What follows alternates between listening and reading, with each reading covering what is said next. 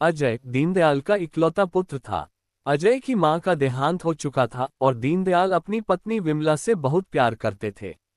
इसलिए उसकी मौत से वह टूट गए। अगर अजय को पालने की जिम्मेदारी उन पर न होती तो वह बैरागी हो जाते, पर बेटे की वजह से वह ऐसा नहीं कर पाए। जब तक अजय बड़ा नहीं हो गया और उसने अपना पुश्तैनी धंधा खेतीबाड़ी नहीं संभाल लिया, तब तक दीनदयाल सांसारिक बनकर अपनी हर जिम्मेदारी को निभाते रहे।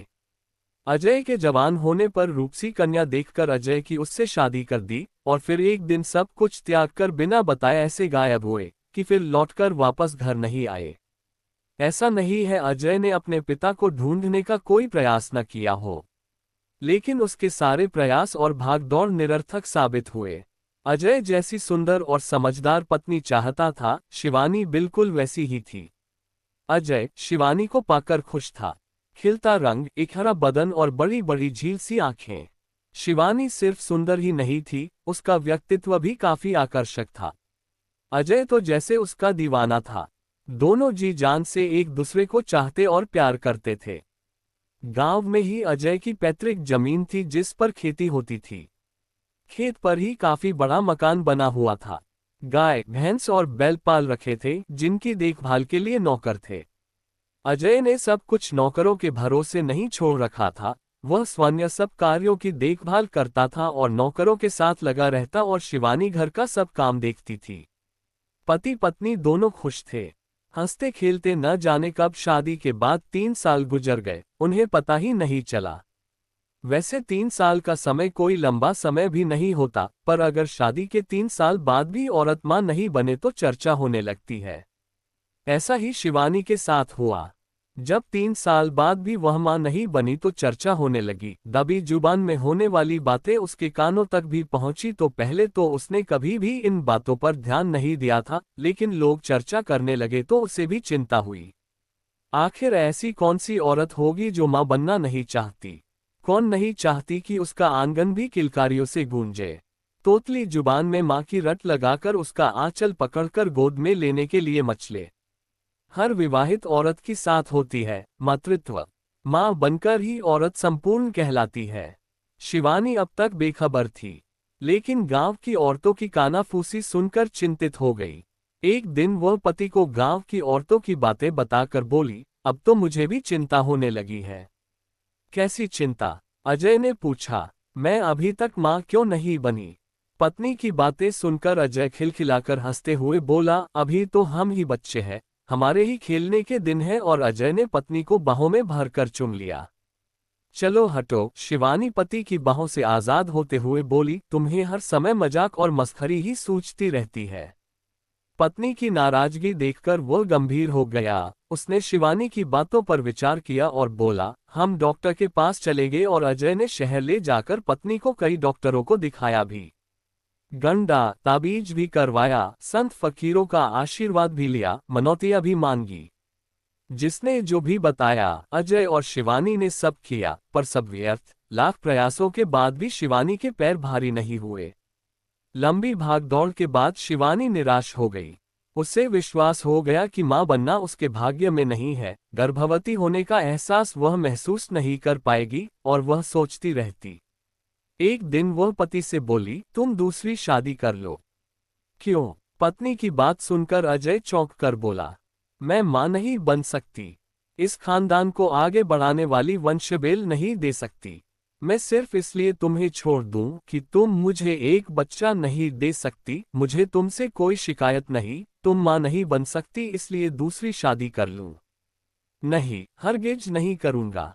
शिवानी बोली, मैं भी तुम्हारी बातों से सहमत हूं, लेकिन जरा सोचो, संतान भी जरूरी है। वंश बेल को आगे बढ़ाने के लिए संतान जरूरी है, बुढ़ापे में सहारे के लिए भी। और फिर मैं तुम्हारी पत्नी तुमसे दूसरी शादी करने के लिए कह रही हूं। मुझे तुम्हारी शादी से कोई आपत्ति नहीं है, मैं खुद अपने लिए सौतन लाना चाहती हूं। क्या बहुत से लोग बहुविवाह नहीं करते? शिवानी ने पति को समझाया। अजय दूसरी शादी करना नहीं चाहता था। वह नहीं चाहता था कि शिवानी के लिए सौतन लाए, पर शिवानी थी कि उसके पीछे ही पड़ी थी और पत्नी की जिद के आगे उसे हार माननी पड़ी। और अजय दूसरी शादी करने के लिए तैयार हो गया। पति के हाँ कहने पर अपने लिए सौतन की तलाश शुरू कर दी। शिवानी के दूर के रिश्ते की बहन थी कंचन। शिवानी ने स्वान्य जाकर कंचन की माँ से बात की और उसकी माँ तैयार हो गई और एक दिन कंचन ब्याह कर आ गई। कंचन के आ जाने पर शिवानी पति से बोली, मैं मायके जाना चाहती हूँ। कब आओगी? अजय ने पूछा। कुछ साल बाद। क्या मतलब? अजय चौंक गया। तुम्हारी अभी नई शादी हुई है, मैं चाहती हूँ कि तुम अपनी दूसरी पत्नी के साथ कुछ साल मस्ती से गुजारो। अजय शिवानी को बहुत चाहता था, प्यार करता था। वह नहीं चाहता था कि शिवानी उससे दूर जाए। लेकिन शिवानी ने उसे समझा दिया और वह अपने मायके चली गई। शिवानी चली गई पर अजय के दिल से नहीं गई, वह उसे नहीं भुला पाया। शिवानी ने उसकी दूसरी शादी करा तो दी थी, पर वह अपनी दूसरी पत्नी कंचन से खुश नहीं था। कहाँ शिवानी का निश्चल प्यार, उसका मधुर स्वभाव, कहाँ कंचन का ईर्ष्यालुपन और चिड़चिड़ा स्वभाव। शिवानी और कंचन में जमीन आसमान का अंतर था। यही कारण था कि अजय अपनी दूसरी पत्नी कंचन के साथ सामंजस्य नहीं बैठा पाया। जैसे प्यार की उसने कंचन से अपेक्षा की थी, वैसा प्यार उसे नहीं मिला। एक घर में एक छत के नीचे रहते हुए भी वे खींचे खींचे से रहते। और अब अजय समय निकालकर जब तब शिवानी के पास जाने लगा था। महीने डेढ़ महीने बाद वह शिवानी के पास जा पहुंचता। पहले तो कंचन कुछ नहीं कहती थी, लेकिन बाद में वह दबी जुबान में विरोध करने लगी और फिर कुछ दिन बाद वह उसका खुल्लम खुल्ला विरोध करने लगी। और यह विरोध धीरे धीरे उग्र रूप धारण करने लगा। अजय ने इसे ईर्ष्या और जलन समझा और इस ओर ध्यान नहीं दिया। और 2 वर्ष बाद कंचन गर्भवती हुई। अजय उसका पूरा ख्याल रखने लगा, उसकी देखभाल के लिए एक औरत भी रख ली और 9 महीने बाद कंचन ने एक बच्चे को जन्म दिया। शिवानी को जब ये समाचार मिला तो उसकी खुशी का ठिकाना नहीं रहा और वह दौड़ी चली आई। कंचन को अपनी सौतन शिवानी का वापस आना बिल्कुल रास नहीं आया। कंचन ने अपने मुख से तो कुछ नहीं कहा, पर नारी के मन के विचार भावना को औरत खूब अच्छी तरह समझ सकती है। शिवानी ने कंचन के मन के भाव और आंखों की भाषा को पढ़ा और कुछ दिन बाद वापस चली गई। अजय ने सोचा था मां बनने के बाद कंचन के स्वभाव, बोलचाल और व्यवहार में परिवर्तन आएगा। लेकिन अजय ने जैसा सोचा था ठीक उसका उल्टा हुआ, उसका विरोध बढ़ता चला गया। दोनों के दाम्पत्य संबंधों में दरार पड़ गई, जो दिन प्रतिदिन चौड़ी होती चली गई। धीरे धीरे दाम्पत्य संबंधों में पड़ी दरार ने खाई का रूप धारण कर लिया। कंचन लाख रोकती पर अजय ने शिवानी के पास जाना नहीं छोड़ा। कैसे छोड़ सकता था? शिवानी उसकी धर्मपत्नी थी। शिवानी का त्याग बेमिसाल था। कौन औरत ऐसा त्याग कर सकती है? पति की वंशबेल को आगे बढ़ाने के लिए उसने अपना दर्जा कंचन को दे दिया था। कितनी महान थी शिवानी! पति के लिए दूसरी पत्नी तलाशी और शादी भी कराई। ऐसी त्यागमयी नारी और उसकी पत्नी को सौतिया डाह में कैसे त्याग सकता था? अजय जब भी शिवानी से मिलने के लिए जाता, कंचन उससे लड़ने झगड़ने लगती, विरोध करने लगती। औरत का सबसे बड़ा हथियार होता है उसका त्रिया चरित्र। कंचन ने त्रिया चरित्र दिखाकर भी अजय को रोकना चाहा, लेकिन अजय पर उसके त्रिया चरित्र का असर नहीं पड़ा तो उसने खूंखार शेरनी का रूप धारण कर लिया। और जब अजय फिर भी नहीं माना तो उसने धमकी दी, अगर तुम गए तो अंजाम बुरा होगा। अजय ने कंचन की बात को गीदड़ भभकी समझा। औरतें ऐसे ही धमकी देती रहती है, ये सोचकर वह चला गया। पति के चले जाने पर कंचन के क्रोध का पारावार न रहा। औरत अपनी जिद पर आ जाए तो विवेक शून्य हो जाती है। जिद पर आने पर वह कुछ भी कर सकती है। अच्छे बुरे का ज्ञान उसे नहीं रहता। पति बात न माने तो अपने को अपमानित महसूस करती है और पति को सबक सिखाने के चक्कर में उसने अपने 3 वर्ष के बच्चे की हत्या कर दी। औरत जो सृजन करती है हत्यारिन बन गई। लोगों को पता चला तब अजय को बुलाया गया। उन दिनों थाने जगह जगह नहीं होते थे। लोगों ने पुलिस बुलाने की सलाह दी, क्योंकि उसका अपराध क्षम्य नहीं था। उसने जघन्य अपराध किया था। कानून की नज़र में वह गुनहगार थी।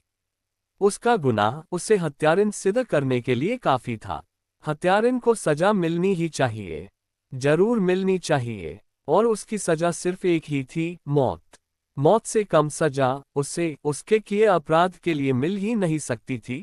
और सजा होने पर उसे एक दिन फांसी के तख्ते पर खड़ा कर दिया जाता और हमेशा के लिए वह मौत की नींद सो जाती। पर नहीं, अजय की नज़र में कंचन के लिए मौत की सजा काफी नहीं थी। वह उसे अपराध बोध कराना चाहता था। उसे जब तक पता न चले कि मेरा अपराध क्या है और क्या इसकी प्रतिक्रिया होगी, तब तक सजा निरर्थक है। उसने एक कमरा बनवाया जालीनुमा, जिसमें कंचन को कैद कर दिया। कंचन गर्भवती थी। बच्चा होते ही उसे शिवानी को दे दिया गया। कंचन देखती रह गई। शिवानी और अजय प्यार से हंस बोल रहे हैं। कभी कभी उसका बच्चा खेलते हुए जालीनुमा के पास पहुंच जाता तो तोतली जुबान में कहता, पागल। कंचन अपनी लगाए आग में ही जल रही थी। उसकी कोख से जन्मा बच्चा उसे मां नहीं मानता था। फांसी में कुछ क्षण का दुख मिलता, लेकिन अब वह हर पल दुख झेलेगी, पूरी जिंदगी के लिए। दोस्तों, अगर आपको शिक्षाप्रद कहानियां पढ़ना या सुनना पसंद है तो हमारे चैनल को सब्सक्राइब करके हमें सपोर्ट करें। धन्यवाद।